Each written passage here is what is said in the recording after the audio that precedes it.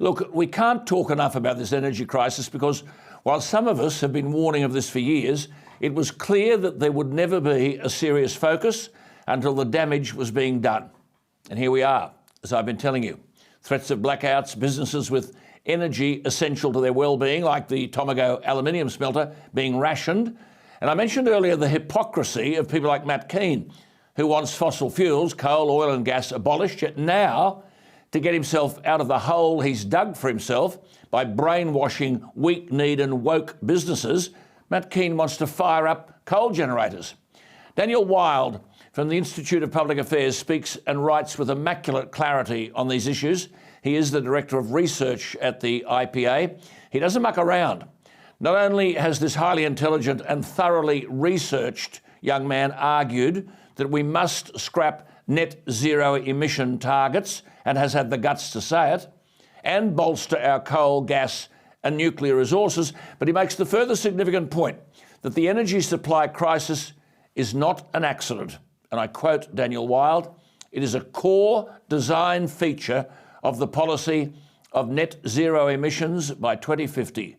Unquote. It is refreshing to know there are still young people who'll stand in the public place and take on these ideological vandals. And Daniel Wild joins me again. Daniel, thank you for your time. Congratulations on what you've been saying. You're 1,000% correct when you say that this energy supply crisis is a core design feature of the policy of net zero emissions. Just to amplify that point and clarify one thing as well, it's a policy position of both major parties.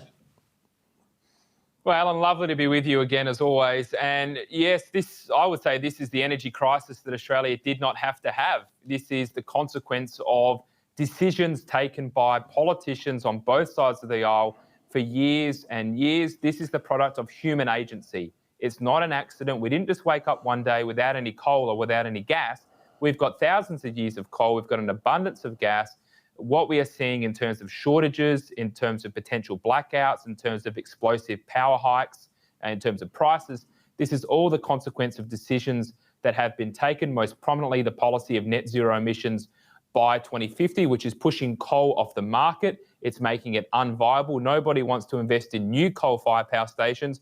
Nobody wants to upgrade the existing coal-fired power stations because they've got the spectre of net zero hanging above their head.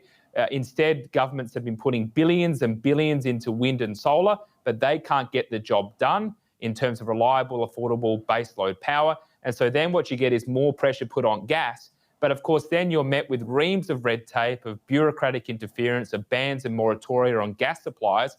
And so you don't need a PhD in economics to know that if you cut off supply, you're going to get price rises. And as you've been talking about and we've been talking about for so long, this crisis was always going to happen.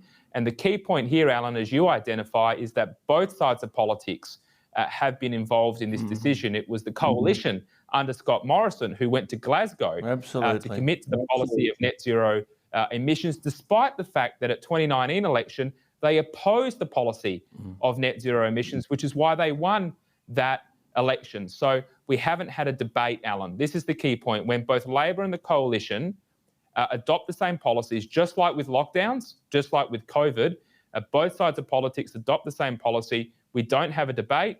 We don't have any open discourse. Mainstream Australians don't have a voice, and we end up with the crisis that we're in.